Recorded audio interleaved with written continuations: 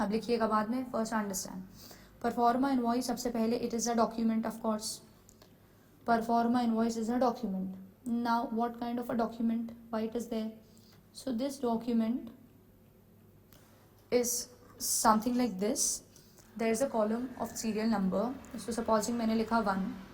अब वो जैसे हमने एग्जाम्पल लिया था वो है डीलर ऑफ शूज़, फुटवेयर्स हैं, तो एक लिखा है फॉर एग्जाम्पल स्पोर्ट शूज़, ठीक है, स्पोर्ट शूज़ भेजे 100 पेयर, रेट है फॉर एग्जाम्पल 500 रुपये का, तो यहाँ लिखा है 50,000. दूसरा कैनवस, उसके फॉर एग्जांपल वापस 100, उसका रेट है for example 700. I am just taking some illusionary figures. 70,000 रुपये ये हो गए. उसके बाद थर्ड हो गया बूट्स, तो उसके 10 यूनिट्स भेजे हैं और 1,000 रुपये का एक है, तो ये हो गया 10,000. और फिर जाके नीचे टोटल कितना हो रहा है 120, 130, तो 1,30,000. 1,30,000, ठीक है.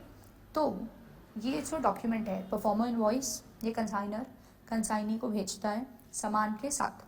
उसमें लिखा होता है कि कौन सी कैटेगरी का सामान है, कितने यूनिट्स हैं, उनका रेट क्या है और फिर उनकी वैल्यू क्या है. दूसरा सामान, उसकी वैल्यू, उसके यूनिट्स, उसकी टोटल अमाउंट, ऐसी तीसरा जितने भी हैं वो. और फिर ये टोटल कि भाई मैंने तुमको जो सामान भेजा है वो 1,30,000 रुपये वर्थ का है. इट इज़ ऑफ 1,30,000 रुपीज़, ऐसा टोटल. अब ये जो है यूजुअली यहाँ जो रेट डला होता है, it is usually at cost, मतलब जितने का वो सामान था. बट कभी कभी समटाइम्स जो सेंडर है, कंसाइनर, वो एक्चुअल कॉस्ट कोट नहीं करता और लिख देता है कॉस्ट में थोड़ा सा परसेंटेज बढ़ाकर. कॉस्ट में थोड़ा परसेंट बढ़ाने का मतलब, मानिए ये पहली चीज़ थी 500 की, तो उन्होंने कहा यार हम 10% ऊपर भेजेंगे, तो 550 कोट किया परफॉर्मर इनवॉइस पे, 550 कोट किया. तो जो रियल वो नहीं बता रहे, थोड़ा सा इन्फ्लेटेड, इंक्रीज्ड, बढ़ा हुआ प्राइस बता दिया. किसके अंदर? रेट कॉलम में. तो ये जो इंक्रीज करने के बाद वैल्यू आती है, जैसे कि यहाँ 550, this is called invoice price. What is it called? Invoice price. What is it called? Invoice price. और ये जो 10% जोड़ा, या तो इसको कहा जाता है बेटे मार्जिन, क्या? मार्जिन. या इसको कहा जाता है, इसके लिए शब्द होता है लोडिंग. लोड करना मतलब कोई चीज़ को चढ़ा देना. तो 500 के अंदर 50 रुपये चढ़ा दिए तो 550 हो गए, तो दैट्स ऑल्सो कॉल्ड लोडिंग. ठीक है. तो यूजुअली कॉस्ट पे भेजते हैं, कभी कभी एक इन्फ्लेटेड प्राइस पे भेज सकते हैं. तो जितना उसमें बढ़ाया है उसको कहते हैं लोडिंग या मार्जिन. और फिर जो नई प्राइस निकल के आती है वो कहलाती है इनवॉइस प्राइस. ठीक है. अब जाके आप इसको ड्रॉ करिए जल्दी से. क्या होता है performer invoice? It is the document which is send by consignor to consignee. It contain details of the goods, their quantity, their rate and the total amount. It is usually sent at cost, but sometimes it can be sent at a higher value, that is called invoice price. Okay, is it clear to you? चल जल्दी note करो. Come on fast. Come on fast.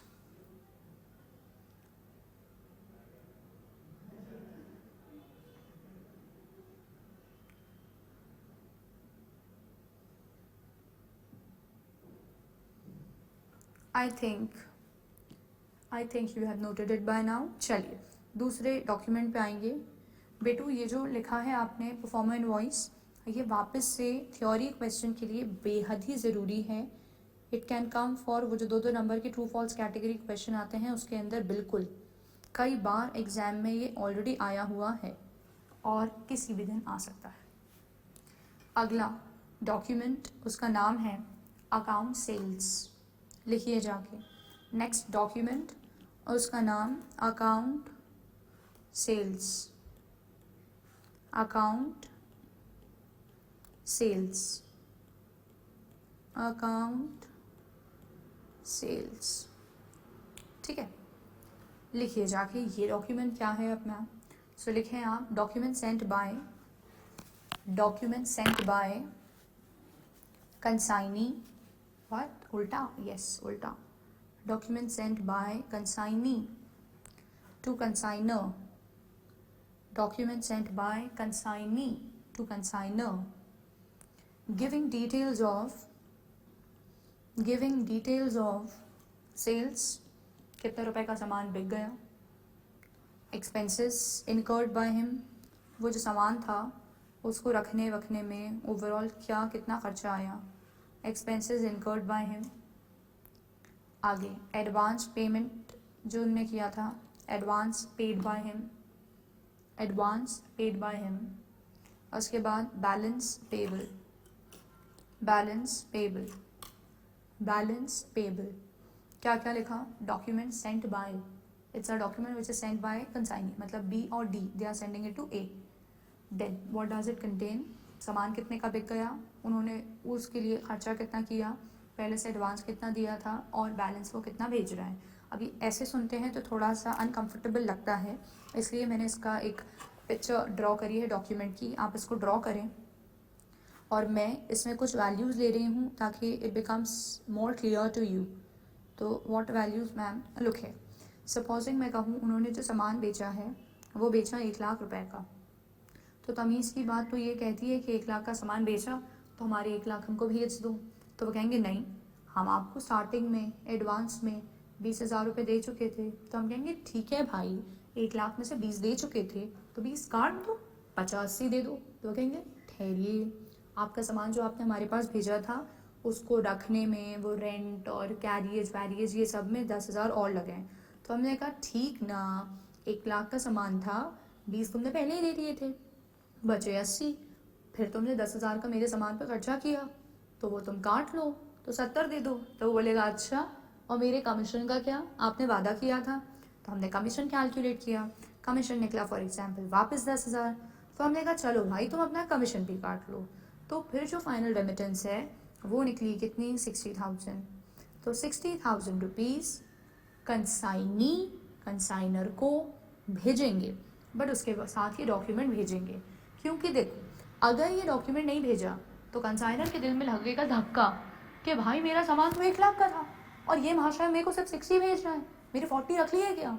तो वो doubt या कोई confusion arise ना हो, इसलिए डिटेल्स साथ में भेजी जाती हैं कि लिसन, 1,00,000 का सामान मैंने बेचा, उसमें से मैंने 20 पहले दिए थे, तो now I am suppose to pay 80.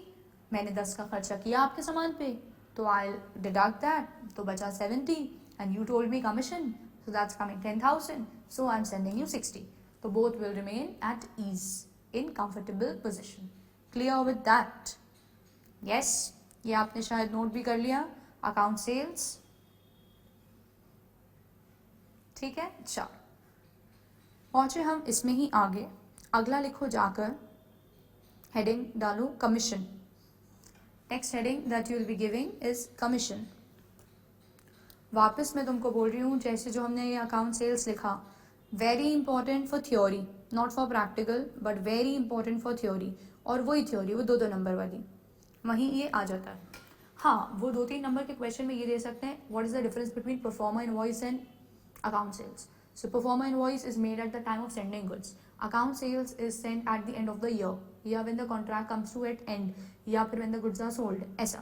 और उसके बाद वो कौन बनाता है, पहला is made by consignor, second is made by consignee. तो they can ask you difference. तो 2-3 marks around ये दोनों चीज़ें आ सकती हैं. अगली हेडिंग जैसे कि मैंने आपसे कहा, कमीशन आपको डालना है. कमीशन आप 3 ब्रांचेस उसमें से बनाएं. पहला लिखिए ordinary commission, ordinary commission. Next लिखिए आप del credere commission, ordinary commission, ordinary commission, del credere commission, overriding commission. Ordinary commission, del credere commission, overriding commission. 3 क्या है कमीशन के types, ordinary commission, del credere commission, overriding commission. अब ये ordinary commission क्या, लिखिए जाके उसके नीचे, it's given on total sales, it's given on total sales, it's given on total sales, it's given on total sales. ठीक है। अब बच्चों देखो, तो मेरी बात यहाँ सुनो। मैं तुमसे कहूँ सामान बिका 1 लाख का, हमने उनसे कहा था कि हम उनको 5% देंगे, तो टोटल सेल्स 1 लाख, 5% उसका कितना आएगा 5,000, तो 5,000 उनको कमीशन दे दिया जाएगा। तो उसी के नीचे तुम एग्जाम्पल भी लिख लो कि 1 लाख की सेल्स, 5% कमीशन, तो 5,000 दे देंगे। तो ये जो नॉर्मल कमीशन है इसको क्या कहते हैं? Ordinary commission. What is it called? Ordinary commission. Ordinary commission. जब ये आप लिख लें कैलकुलेशन, तो फिर उसके नीचे लिखिएगा जाके it is given both on, it is given both on cash and credit sales. चाहे कंसाइनी ने उधार बेचा हो चाहे कैश, दोनों पे देते हैं। It is given both on cash and credit sales. Cash and credit sales.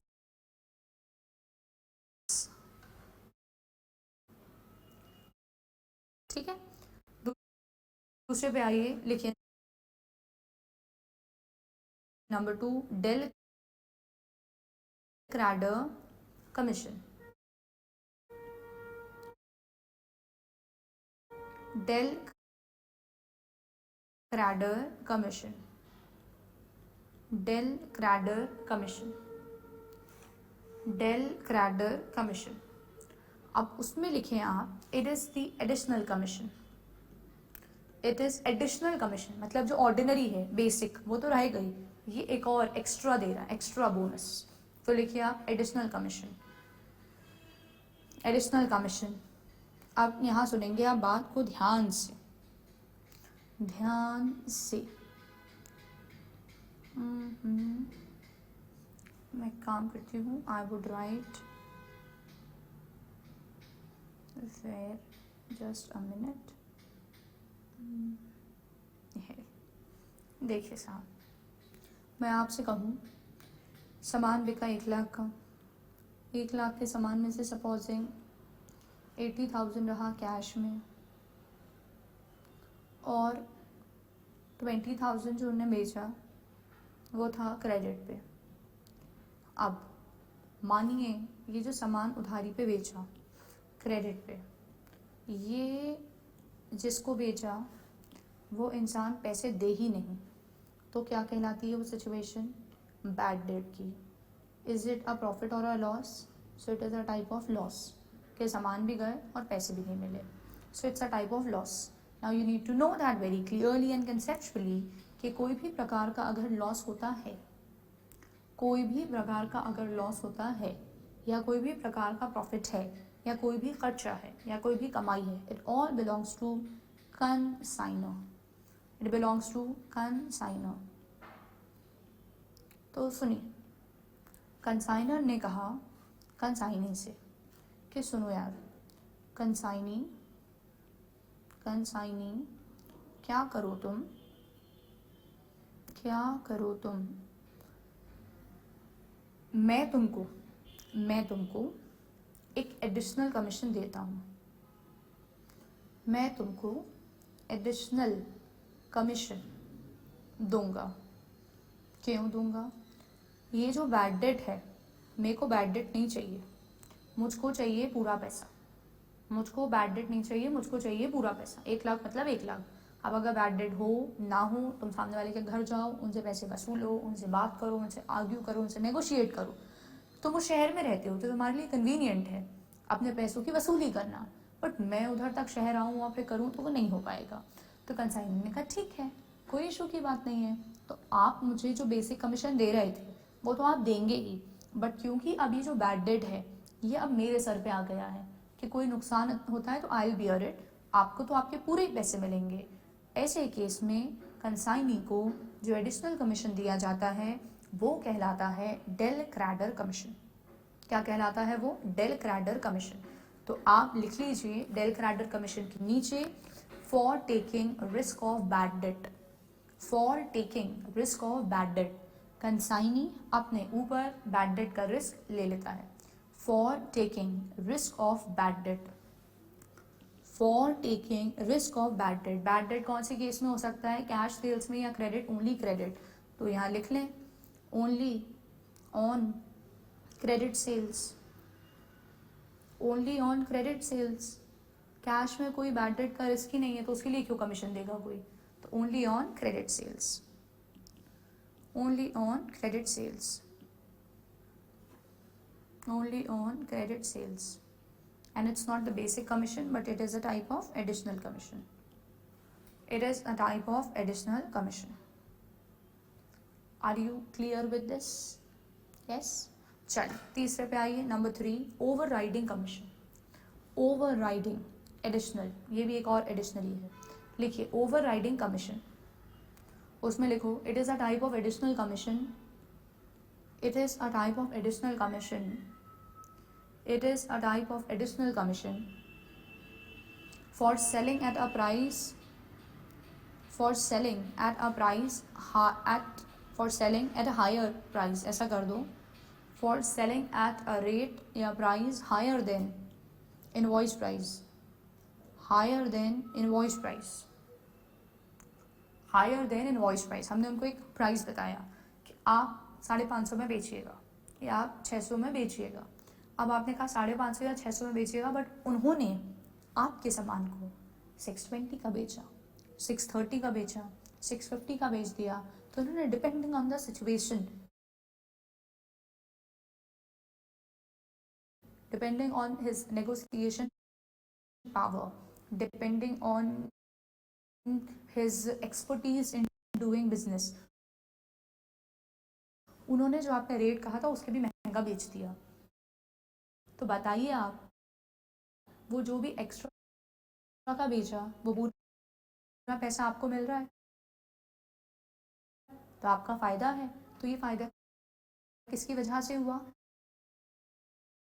Consignee की वजह से। तो उसको जो आप एडिशनल कमीशन देते हैं वो कहलाता है over riding commission, like over and above something extra, ठीक है, फ्री बी एक्स्ट्रा ऐसे, ठीक है। क्योंकि अगर आप उसको नहीं दोगे एक और कमीशन तो अगली बार से ये बात लगेगी, इन्होंने कहा 600, मैंने बेचा 630, इनकी जेब में 30 रुपये एक्स्ट्रा मैंने भेजे, मुझे क्या मिला, कुछ नहीं। तो ठीक है, मैं अगली बार से मेहनत करूं क्यों, I will sell it at 600 only. तो आपको जो मिल सकता था because of the ability of consignee, वो अब आपको नहीं मिल पाएगा। समझ आई बात? तो लिखिए it is the additional commission which is given for selling at a rate higher than the invoice price। वहाँ लिख देना that is good performance। किसकी अच्छी परफॉर्मेंस है, कंसाइनी की good performance.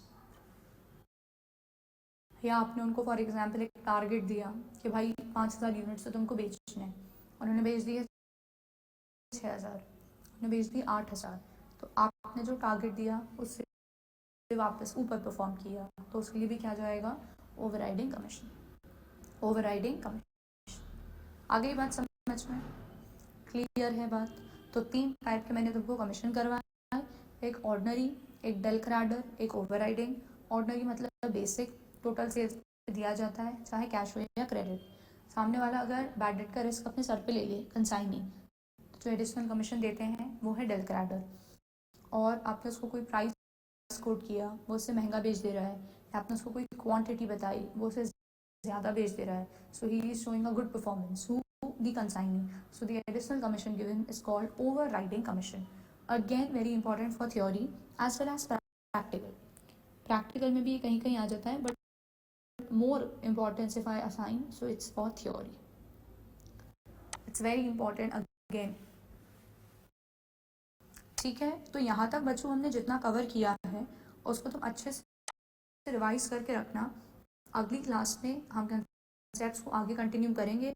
I am expecting that you will do revision definitely properly क्योंकि हर चीज़ इस chapter में एक से एक कड़ी जुड़ी हुई है, कनेक्टेड है। तो अच्छे से रिवाइज करके रखोगे तो आगे की चीज़ें भी बहुत स्मूथली कर पाओगे। ठीक है, thank you so much, take care, bye bye.